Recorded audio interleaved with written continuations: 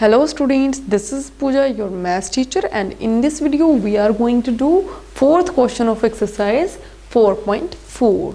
So let's read the statement. Is the following situation possible? उन्होंने बोला कि ये वाली situation possible है या नहीं. If so, determine their present age. अगर ये सिचुएशन पॉसिबल है तो उनकी प्रेजेंट एज से फाइंड आउट करो. तो सबसे पहले तो हमें ये चेक करना है कि ये वाली सिचुएशन पॉसिबल है या नहीं. कैसे फाइंड आउट करेंगे देखते हैं. स्टेटमेंट में गिवन क्या है, सिचुएशन क्या है हमारे पास. The sum of the age of two friends is 20 years. दो फ्रेंड्स ऐसे हैं जिनकी एज का सम कितना है 20 years. ओके.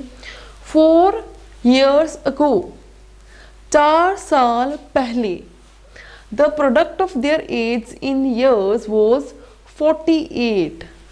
4 साल पहले उनकी एज का जो प्रोडक्ट था वो कितना था 48.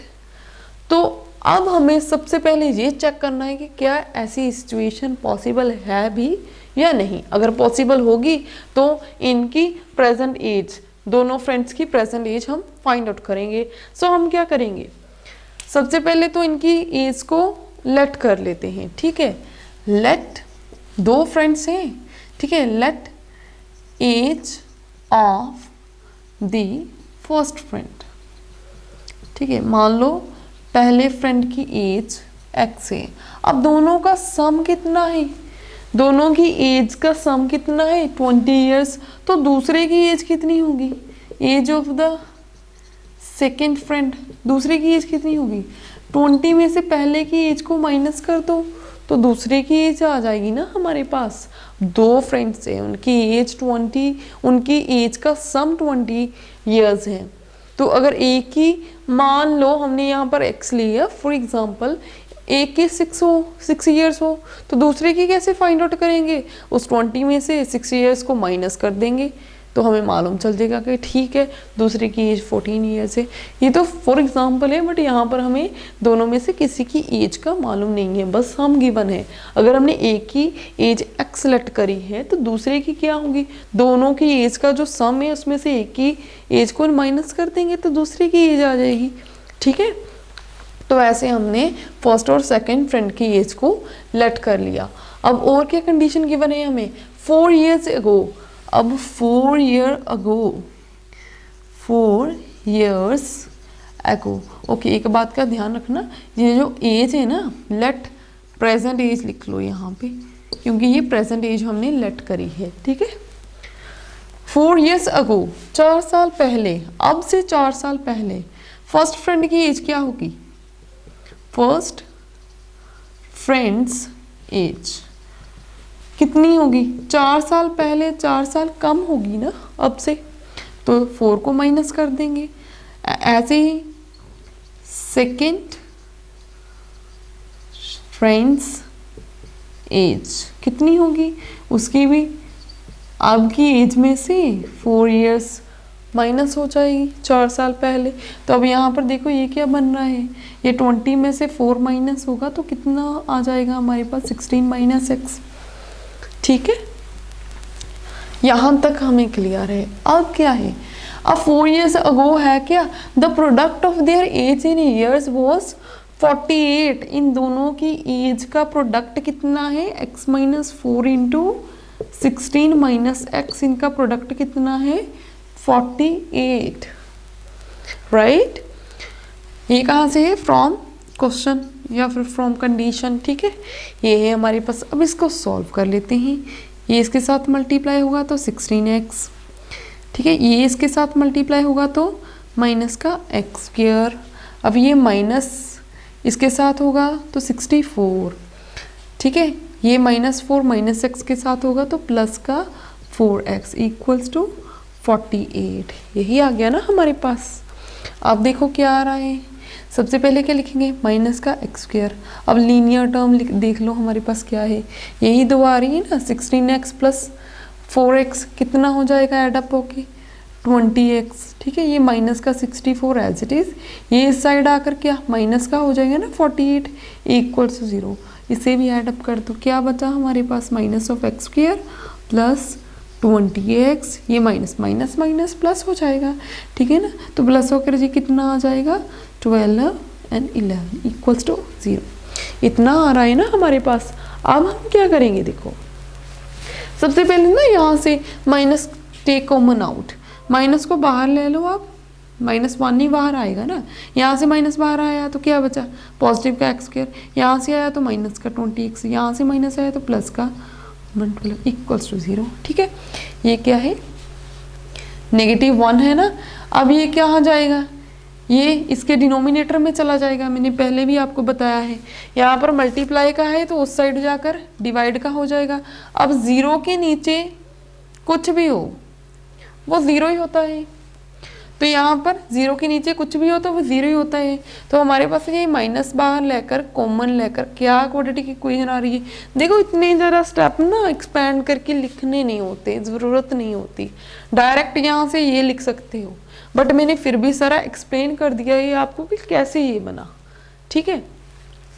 एक्स को कॉमन लिया, फिर दूसरी साइड शिफ्ट किया, 0 के नीचे जाकर वो 0 ही हो गया, ठीक है। ये हमारे पास एक क्वाड्रेटिक इक्वेशन आ रही है।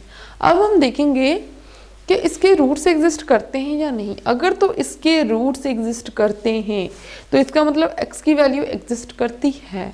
तो अगर x की रियल वैल्यू एग्जिस्ट करती है तो इट मीन्स कि इनकी एज जो है प्रेजेंट एज है हम फाइंड आउट कर सकते हैं, क्योंकि x ही तो लेट किया है ना प्रेजेंट एज को। तो हम ये भी बोल सकते हैं कि यस ये सिचुएशन पॉसिबल है। तो सबसे पहले हमें चेक क्या करना है कि इस क्वाड्रेटिक इक्वेशन के रूट्स एग्जिस्ट करते हैं या नहीं करते। तो उसके लिए हम क्या करते हैं, डिस्क्रिमिनेंट फाइंड आउट करते हैं, राइट। तो डिस्क्रिमिनेंट हमारे पास क्या होता है b² - 4ac।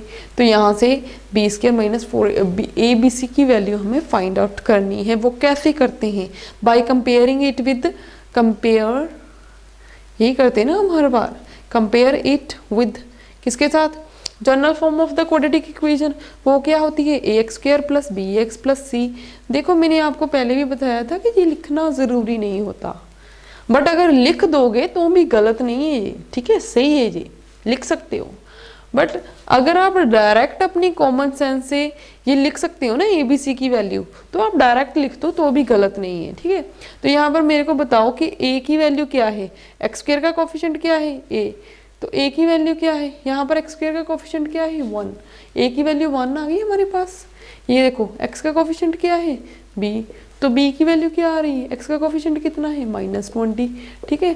c की वैल्यू कांस्टेंट टर्म यहाँ पर c है, तो यहाँ पर कांस्टेंट टर्म क्या है 1 1 2, ठीक है। तो अब हमें क्या करना है, d की वैल्यू फाइंड आउट करनी है यहाँ से वैल्यूज भर के।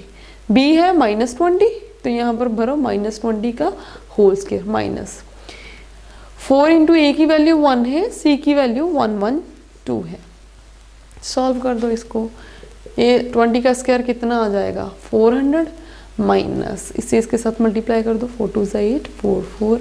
तो यहाँ पर देखो कि डिस्क्रिमिनेंट क्या आ रहा है हमारे पास, 400 में से 448 को माइनस करोगे तो, वैसे 448 बड़ा है तो इसमें से 400 माइनस होगा। अब ग्रेटर नंबर के आगे माइनस है तो यहाँ पर मेरे पास माइनस का 48 आ रहा है। डिस्क्रिमिनेंट की नेगेटिव वैल्यू आ रही है।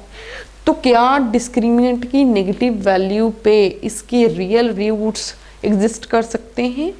नहीं। डी की नेगेटिव वैल्यू पे रूट्स एग्जिस्ट नहीं करते, रियल रूट्स एग्जिस्ट नहीं करते। ये हमने पहले क्वेश्चंस में बहुत अच्छे से डिटेल में पढ़ा है, बट यहाँ पर मैं एक बार रिपीट कर देती हूँ इस चीज़ को कि क्यों नहीं एग्जिस्ट करते।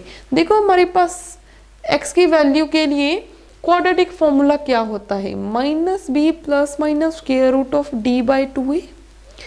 देखो यहाँ पर स्क्वायर रूट के अंदर आ रहा है d की वैल्यू स्क्वायर रूट के अंदर है, और स्क्वायर रूट के अंदर अगर नेगेटिव वैल्यू हो ना तो वो रियल नहीं होती, नॉट रियल, ठीक है, वो रियल नहीं होता, वो इमेजिनरी नंबर होता है जो कि आप +1 में स्टडी करोगे, ठीक है।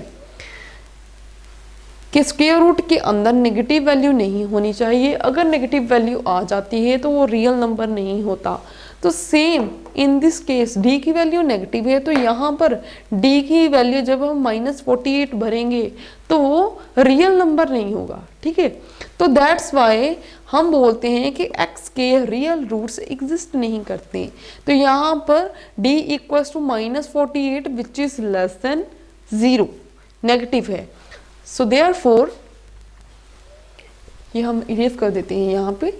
So therefore we can say that the given situation is not possible. Therefore,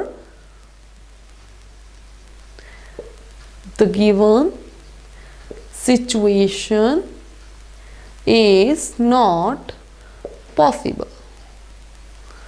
Got it? तो यहाँ पर ये क्वेश्चन हमारा कंप्लीट होता है। मिलते हैं एक न्यू वीडियो में एक नए क्वेश्चन के साथ, तब तक के लिए गुड बाय, टेक केयर।